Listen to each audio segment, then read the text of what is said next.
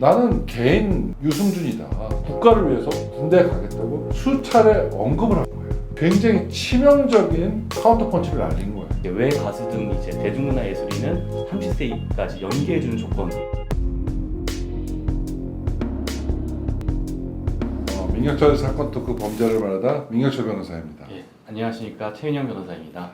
오늘은 논란이 되고 있는 병역법에 대해서 한번 얘기를 해볼까 합니다. 최근 입국 금지를 풀어달라는 유승준 씨의 유튜브 영상과 그 방탄소년단 멤버의 입대를 30세까지 연기할 수 있다는 병역법 개정안 이슈가 최근 이슈라고 할 수 있는데요. 유승준 씨는 유튜브를 통해서 입국 금지를 풀어달라고 주장하고 있어서 계속 관심을 모으고 있습니다. 네, 맞습니다. 그 사건의 발단이 된 것은 미국 영주권자였던 유승준 씨가 2002년 한국 국적을 포기하는 신청을 하면서 결과적으로 병역 기피라는 유혹에 휩싸이게 된 것입니다. 특히 문제가 된 것은 유승준 씨가 워낙 그 당시에 인기가 많은 탑스타였고 군에 입대하겠다는 의사를 언론 매체에 다수 밝혔었는데 갑자기 입장을 번복했기 때문이죠. 이후 정부는 유승준 씨를 입국 제한 대상자로 등록하였고 유승준 씨는 입국은 금지된 것입니다. 다만 유승준 씨는 2003년 당시 약혼녀의 부친 사망하면서 이제 장례식에 참석하기 위해 3일 임시 입국 허가를 받고 입국한 사실은 있습니다. 맞습니다. 유승준 씨가 2014년에 외동포 비자를 신청해서 거부를 당했지 않습니까? 비자 발급 거부 처분이라는 행정 처분에 대해서 취소 소송을 제기한 적이 있죠. 1심과 2심은 유승준 씨가 입국해서 방송 연예 활동을 할 경우에 병역 기피 풍조를 낳게 할 우려가 있으므로 적법한 입국 금지 사유에 해당한다. 그래서 유승준 씨가 패소하는 판결을 선고했거든요. 대법원은 2019년에 유승준 씨에 대한 처분이 행정 절차적으로 좀 문제가 있다. 그런 이유로 파기환송을 했고 최종적으로 처분이 위법하다는 판단이 확정된 상태라고 보시면 됩니다.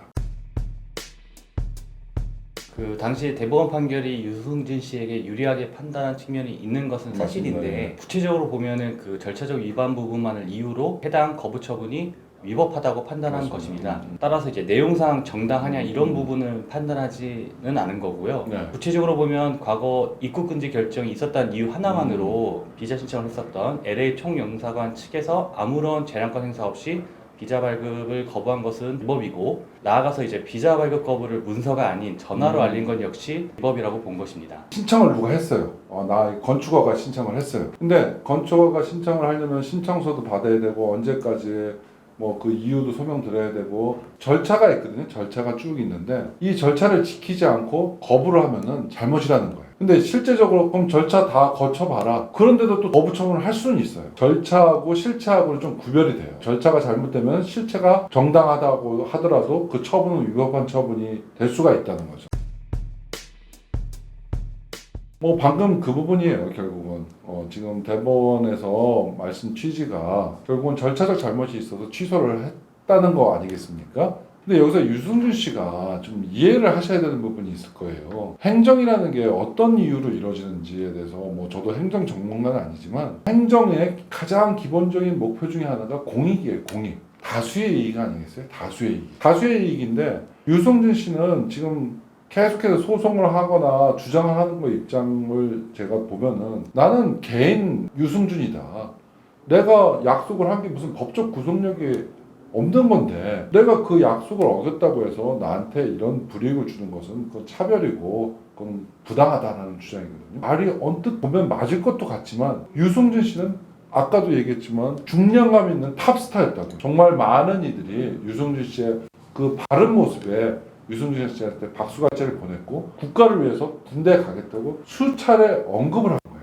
근데 그 약속이 깨진 거예요. 유승준 씨가 집에 있으면서 자기 친구들 간에 약속을 하고 깬 거하고 다르다는 거죠. 그럼 많은 사람들이 볼 때 어때요? 저렇게 훌륭한 사람도 저렇게 유능한 사람도 군대를 가기 싫어하는 거예요. 군대라는 것이 얼마나 싫으면 국적까지 포기하면서 군대를 안 갈까? 이거는 국가의 병역 사무를 하는 데 있어서 굉장히 치명적인 어떤 카운터 펀치를 날린 거예요. 국가에서 아무런 제재도 안 하는구나. 국가에 부담을 줘버린 게 유승준 씨의 행동이라고 이해를 하시면은 그렇기 때문에 국가에서는 그런 엄청난 피해를 준 사람한테 국가에 입국하는 어떤 제재적 행정행위를 할 수 있다라는 메시지를 주는 거거든요.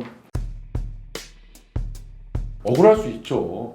자기는 자기 생각은 그랬을 수 있거든요. 나는 개인의 자격에서 약속을 한 거고 내가 국적을 포기하는 게 위법한 것도 아닌데 국적을 미국 국적을 선택하면 군대를 안 가는 거는 법률상 보장된 권리인데 왜 법률상 보장된 권리를 행사했다고 해서 나한테 이런 불이익을 주는 걸까? 하지만 국가에서 보면은 그거는 정당하지가 않아요. 국가가 그런 식의 어떤 공익을 해하는 행위에 대해서 무조건 다 아무런 조치를 못한다고 하면은 절대로 국가는 행정사무를 할 수가 없어요. 그건 좀 달라요. 음주운전이나 도박으로 인해서 일정 기간 지났다 다시 복귀하시는 분이 있는데 이건 국가에서 행정적으로 막을 수가 없어요. 이건 국가의 사무가 아니잖아요. 사적인 존재인 방송국과 사적인 존재인 연예인과의 관계에서 나도 한번 나와봐. 근데 시청자들이 그거를 익스큐즈 해주고 그 부분에 다시 온정적인 시각을 보낸다면은 계속해서 나오는 건데 국가의 사무가 관여되어 있지 않거든요. 근데 이제 공영방송 뭐 KBS나 MBC 같은 경우에는 뭐 성범죄나 뭐 음주나 도박 같은 경우에 출입 제한 같은 걸 하기도 하는데 국가 차원에서 하는 거냐 아니면 공영기관, 공공기관에서 하느냐의 차이가 좀 있을 것 같거든요. 그렇죠. 근데 유승준 씨라는 특별한 케이스에서는 입국이라는 허가는 국가 사무가 관여가 되는 거예요. 국가 사무 관여되는 차원에서는 국가도 그렇게 할 수 있는 것이 때로는 정당할 수 있다.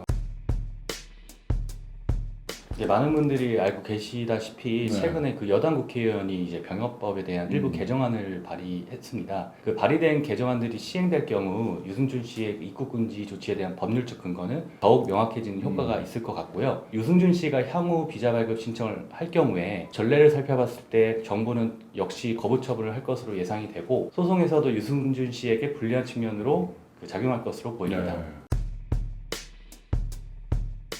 최근 공포된 병역법 개정안에 따르면은 대중문화예술 분야 우수자도 만 30세까지는 군 입대를 연기할 수 있게 되지 않았습니까? 문화훈장을 받은 수훈자 가운데서 문화체육부 장관이 국위 선양에 공이 있다고 추천한 자는 군 입대를 연기할 수 있다는 것이죠. 방탄소년단은 2018년 한류 확산 등의 공로를 인정받아서 훈장을 받았기 때문에 멤버들은 30세까지 아마 군 입대를 연기할 수 있게 됐다고 보시면 될 것 같습니다.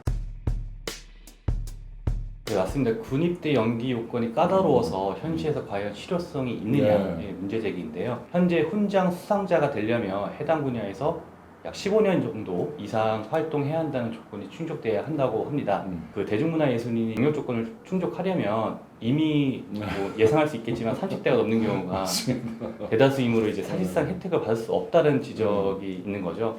또한 순수 예술인과 스포츠인들은 뭐 올림픽이나 뭐 여러 가지 콩쿠르 대회 이런 데서 우승하거나 맞습니다. 뭐 입상을 하게 될 경우에는 아예 이제 병역 면제 혜택을 받는데 이제 왜 가수 등 이제 대중문화 예술인은 30세까지 연기해주는 조건으로 해주냐 그런 차원에서 이제 형평성 문제가 있다는 의견도 있습니다. 맞습니다. 예.